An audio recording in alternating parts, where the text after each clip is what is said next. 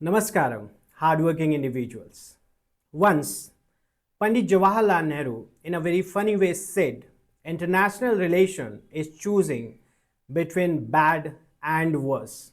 And how very correct that was when we see today's scenario where India has to choose between Trump's tariff and the Russian oil. And it also has to maintain the other strategic important relationship with countries like China and others. Well, in today's class, we are going to see that why people blame Pandit Jawaharlal Nehru for Kashmir issue and also for the 1962 India-China war, for which India was not prepared. And we will also see that why his non-alignment movement gave India scope still today to choose its own sovereignty. And we will also see his other decisions which were also very fruitful for India. So let's get started. If you have not yet seen our any other classes, we have already done 7 or 8 classes on the international relation issue. And in those classes, we have already seen India, China, India, Bangladesh, India, Pakistan, India, Russia, India, USA relationship. We have also done the introductory class of the international relation, where we have seen that which type of questions are being asked and what actually, as an aspirant and as also a responsible citizen, what you should know about this international relation. And this is the second class of Nehru era that we are talking about. In the first class, we did talk about the Cold War era and also the non-alignment movement. Okay, so if you want the PDF of these classes for free, you can join our Shikara Academy Telegram channel. There you will get the PDFs for free. Also, if you have any questions to any of the educator, even with me, so you can call on the numbers given below and ask your question for free. Yes, it's absolutely free. And if you are preparing for TSPSC Group 1 or Group 2, or you are preparing for UPSC CSE 26-27, this is the opportunity for you right now. You can call on the numbers given below and get enrolled with us. Okay, so let's get started with today's class, where we are going to see the relations with major powers back then. So with United States, Indo-US relations during Nehru era were complex as it is now between Modi and Trump. Then when we talk about the Soviet Union, Indian-Soviet relations evolved from initial caution to strategic partnership. That relation which was built back then at the time of Pandit Jawaharlal Nehru is still very strong. And China, the relationship with China represents one of Nehru's most significant foreign policy challenges and also the ultimate failure. But was it completely Nehru's responsibility, or was there something else? We'll see that. And Britain and Commonwealth relations, despite independence, India chose to maintain its Commonwealth membership while becoming a republic in 1950. You might have this question that when we have become independent, why we have to come under the Commonwealth nations, and to keep reminding ourselves again and again that we were a colony of the Britishers. There will be an answer to this also. So nonetheless, let's get started with India and USA while the Pandit Nehru era. So early period 1942, 47, 52, we'll see the administration under Nehru.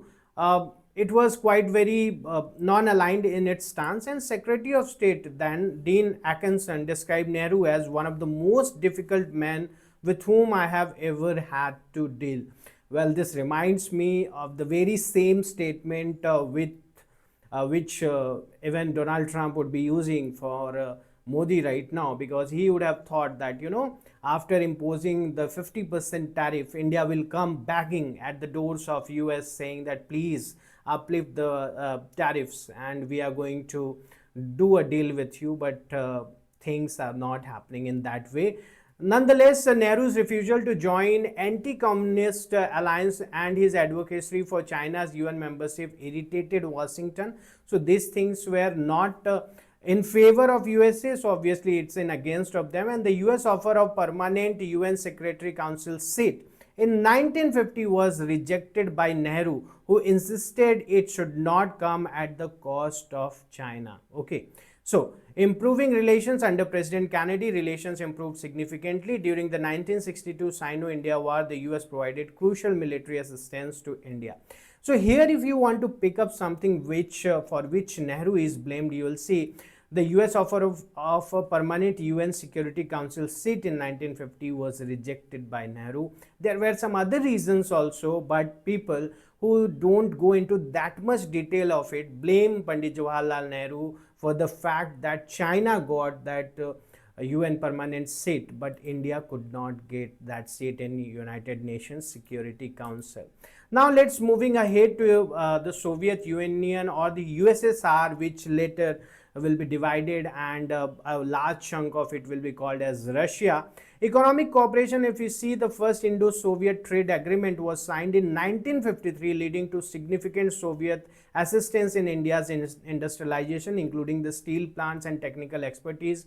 Defense partnership, if we talk about, the Soviet Union became India's primary military supplier, providing advanced MiG fighter aircraft and another defense equipments also. And strategic alignment, if we see, despite ideological differences, both countries share interest in limiting Chinese influence and countering Western military alliances in Asia at that time. Okay, so that was India and the USSR back then India and China. When we talk about India and China, India was among the first non-communist countries to recognize People's Republic of China in the year 1950.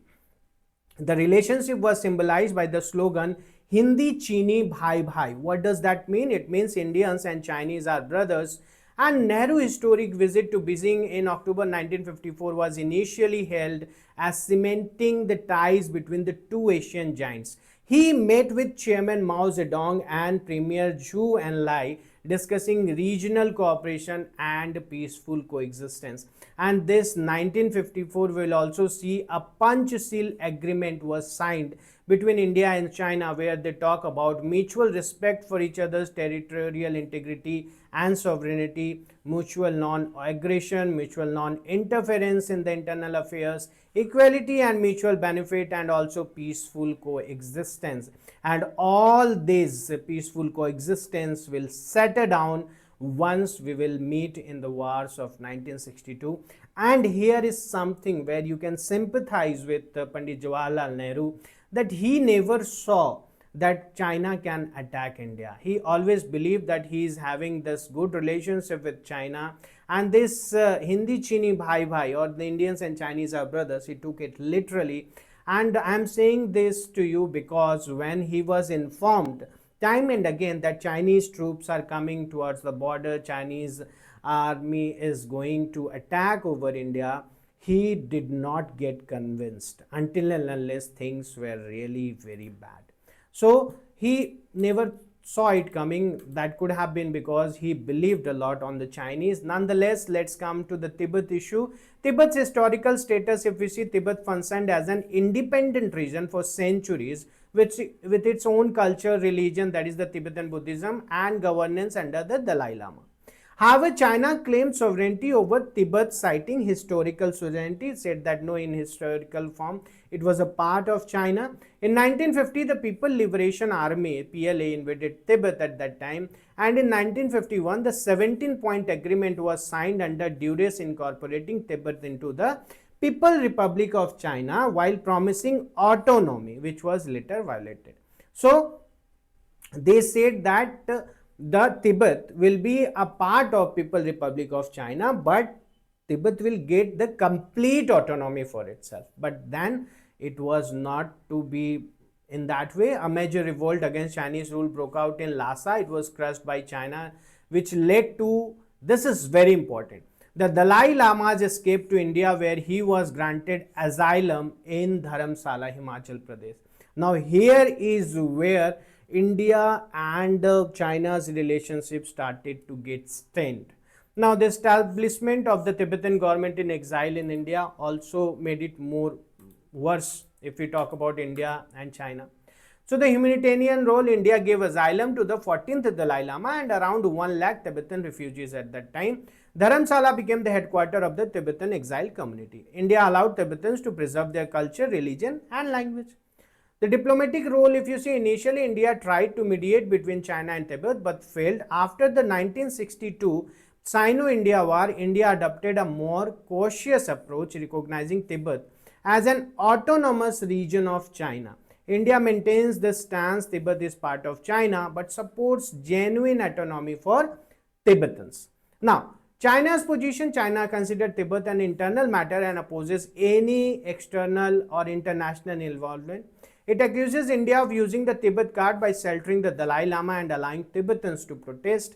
And Beijing is especially sensitive about the Dalai Lama's succession issue, who controls the appointment of the next Dalai Lama. So who will appoint the next Dalai Lama? It will be appointed by the present Dalai Lama. Now, let's see the background of India-China war that happened in the 1962. So first and foremost, there was this border dispute. Aksai Chin, that is the Ladakh, Jammu Kashmir, now Ladakh Union Territory, claimed by India but occupied by China. Strategically important as it connects Xinjiang and Tibet at that time. Next is the NEFA, that is the Northeast Frontier Agency. Now Arunachal Pradesh, claimed by China as part of South Tibet but administered by India.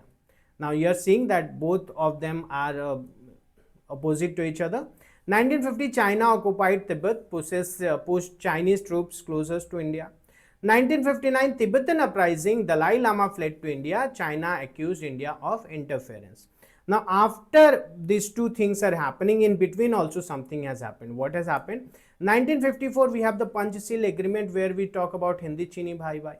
1957, we have China secretly built a road through Aksai Chin. India discovered it later. 1959, we have skirmishes at Longju and Konkala, that is in Ladakh. Actually, there were a few small fights in 1959.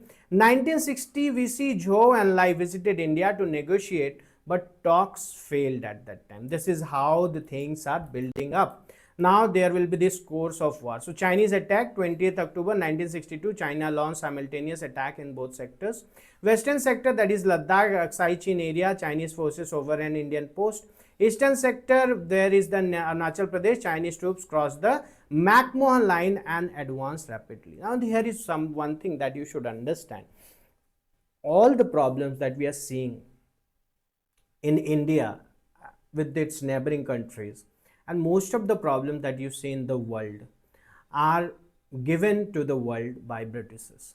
Now this McMahon line that we are talking about, it was also drawn by the Britishers, and actually wherever they have created this border, there has always been an issue, whether you talk about India-Pakistan, whether you talk about India-China, whether you even talk about Israel-Palestine, okay, and there are others also. But this is something as an student of international relation you should know about.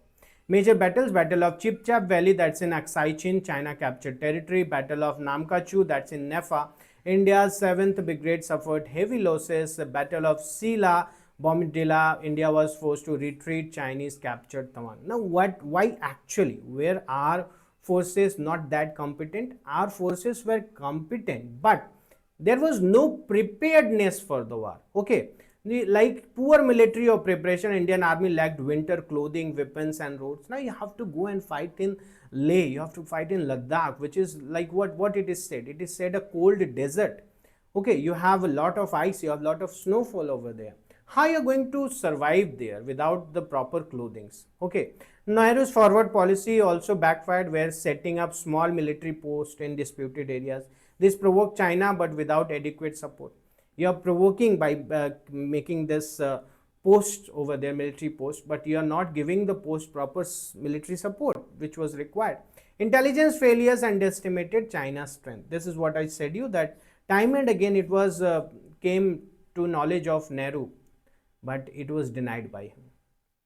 21st November 1962, China declared a unilateral ceasefire and withdrew from Nefa, but retained Aksai Chin. Why actually did China go back?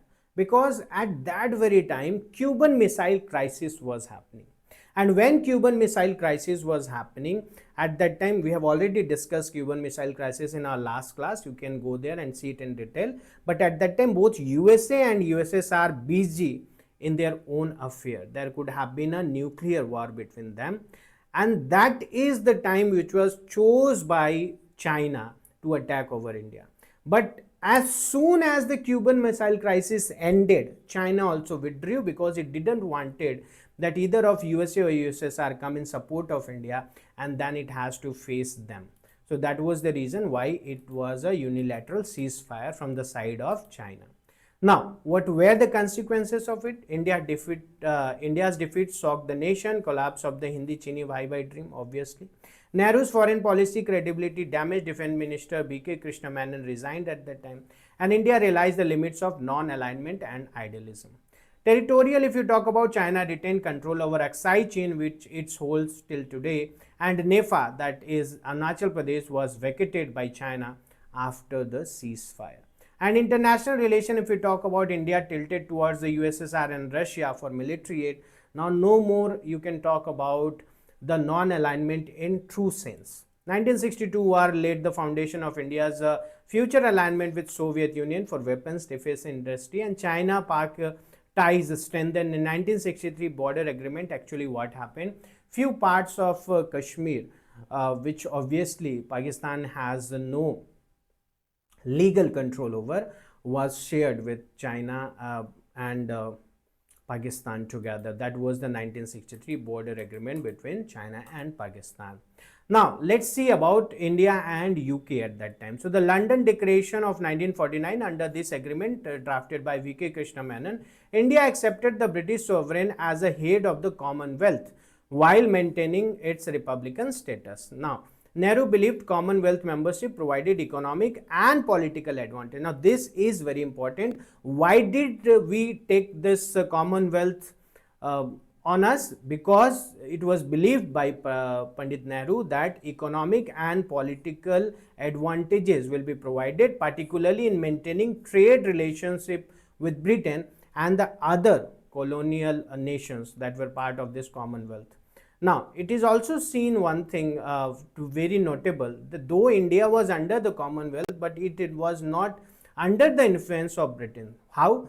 This Suez crisis also we have discussed in the last class. You can go and check. India strongly condemned the Anglo-French intervention in Egypt, where both Britishers and France both attacked over Egypt, and because they wanted to control the Suez channel at that time. So it demonstrates what India is strongly talking against the Britishers at that time, which is saying that we are a part of Commonwealth, but we are not under the Britain at that time.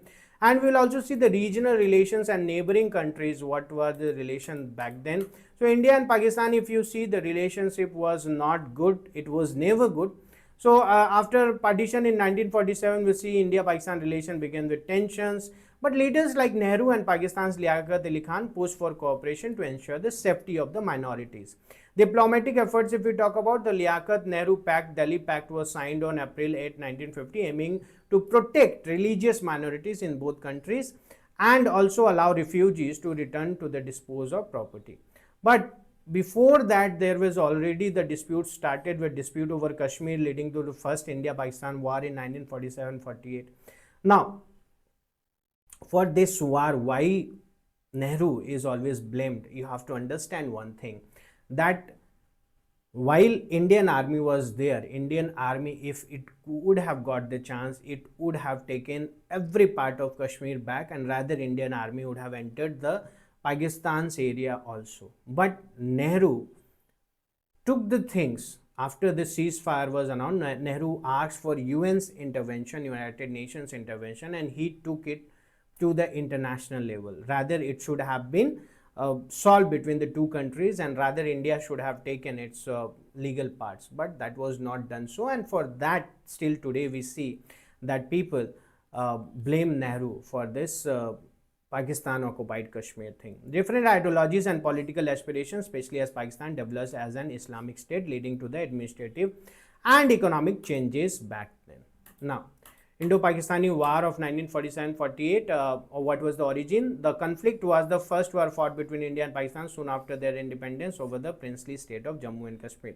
Now, in very brief, if I say you, when India and Pakistan got its independence, the other princely states were given the choice whether they can go with India, they can go with Pakistan, or they can remain independent. But obviously, the more the chances were of them going with different, either India or Pakistan.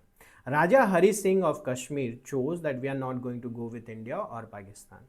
And it happened that Pakistan's military officials, they dressed as the local tribals, attacked Kashmir.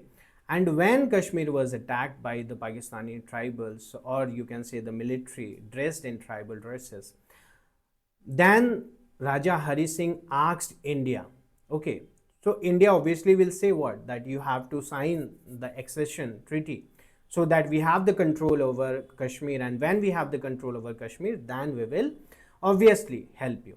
So obviously it was done. Raja Hari Singh did sign the accession with India, and then India went into war with Pakistan. But as I said you, that the matters were taken to the United Nations, and still today we see after the ceasefire, Pakistan was allotted that the places where it was there, it can take that place.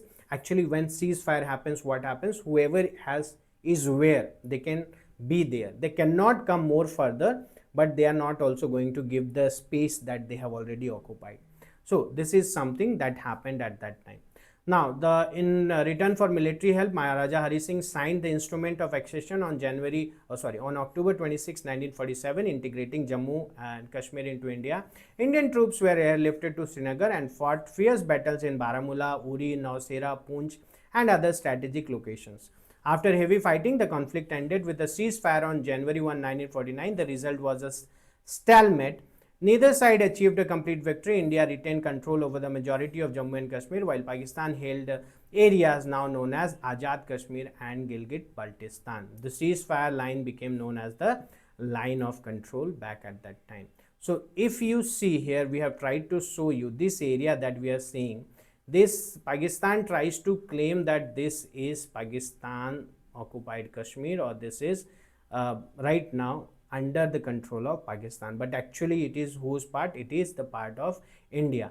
And this part that you are seeing, Aksai Chin area, this is also claimed by China, but again this is whose part? This is the part of India. Now here there is one more part, this part that you are seeing, this is the part which I was saying you, that in 1963 a few of the territories were exchanged between Pakistan and China at that time. So China did not have Pakistan did not have the right control over it, but then still they, who can talk to them, when somebody is not sane enough, you can't be insane with them. But nonetheless, this is the real issue between India, China and Pakistan in Kashmir that you have seen in this map. Now, the Indus Water Treaty, the very famous Indus Water Treaty that has been suspended by India after the Pahalgam terror attack that happened. So, after partition 1947, the Indus River system was divided between India and Pakistan.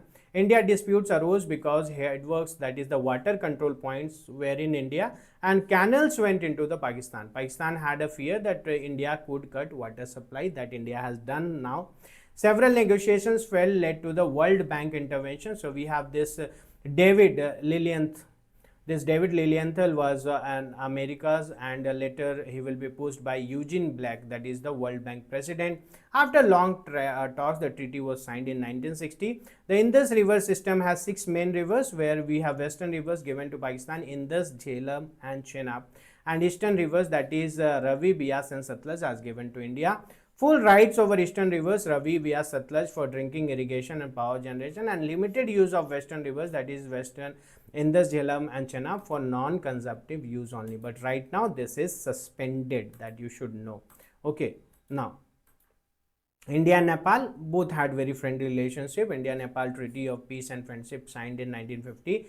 allowed free movement of people and goods. India could provide military support to Nepal, and in the case of threats, Nepali citizens got economic and educational opportunities in India. When we talk about Rana regime and democracy, in India supported King Tribhuvan against the autocratic Rana regime. With India's mediation, Rana rule ended and democracy was introduced in Nepal. After the annexation of Tibet, India became cautious about China's influence in Nepal.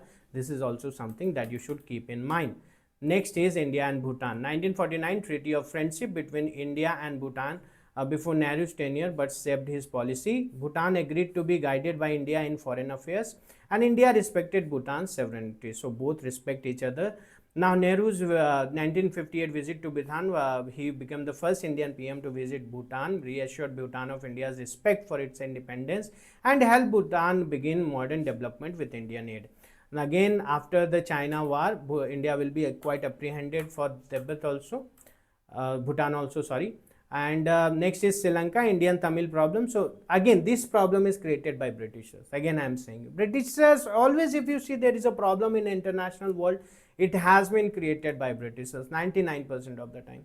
A large Tamil population brought by the British for plantation labor lived in Ceylon, that is Sri Lanka.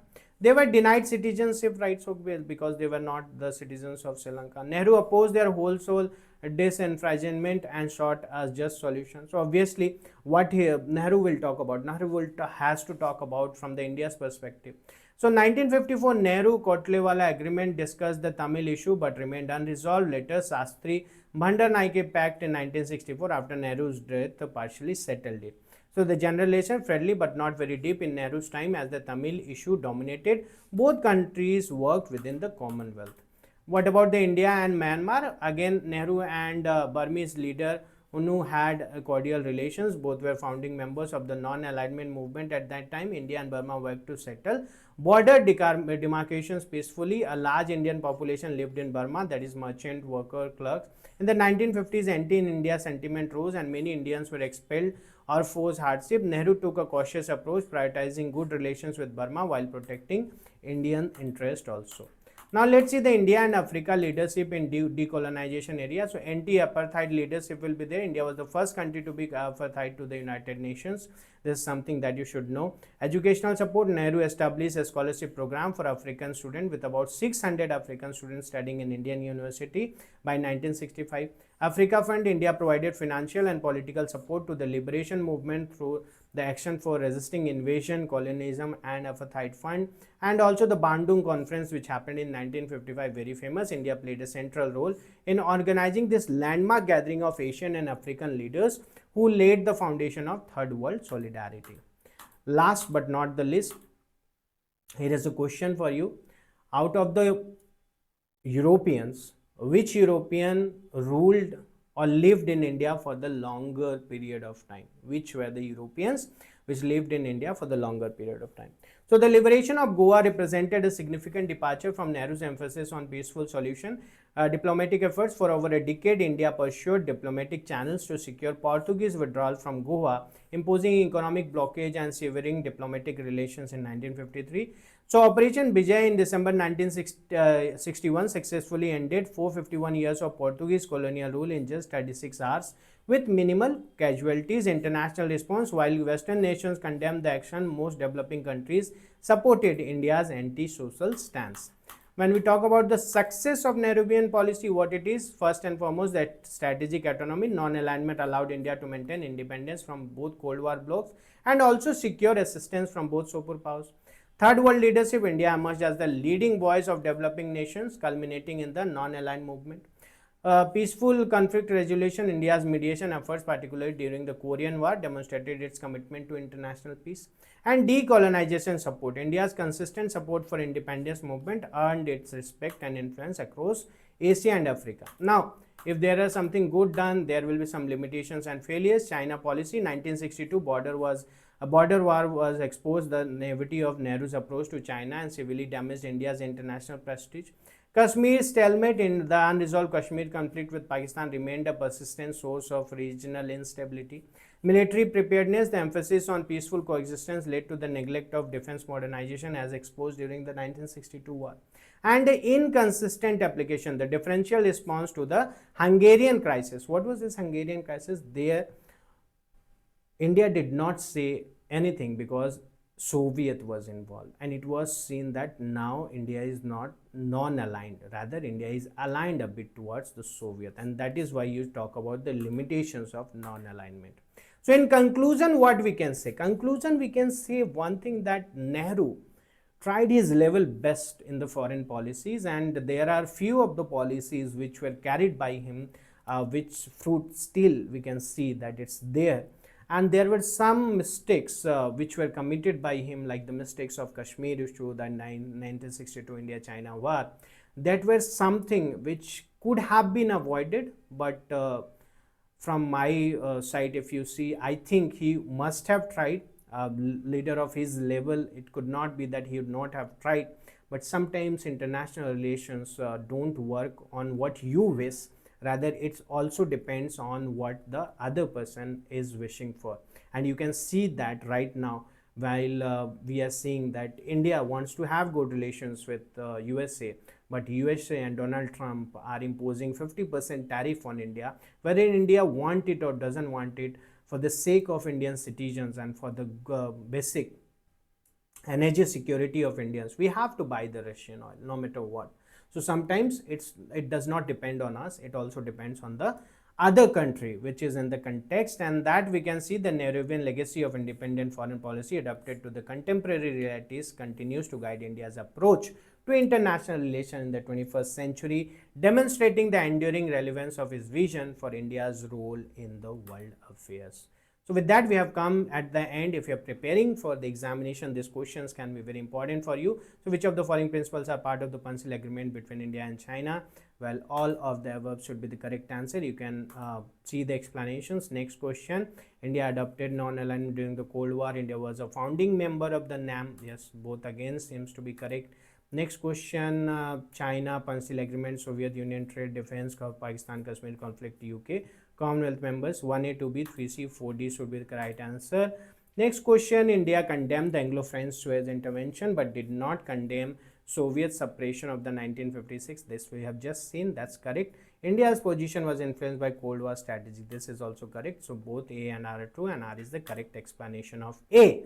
So guys, before we come to the end, if you want the free PDF of these classes, you can join our Telegram channel. And also, if you want the mentorship by none other but Deepika ma'am, who is having 20+ years of experience of guiding the aspirants into the administrative services, both in UPSC as well as in state PCS. So you should not waste your time, because sometimes when you don't take a decision, you are really pushing your chances of success very back.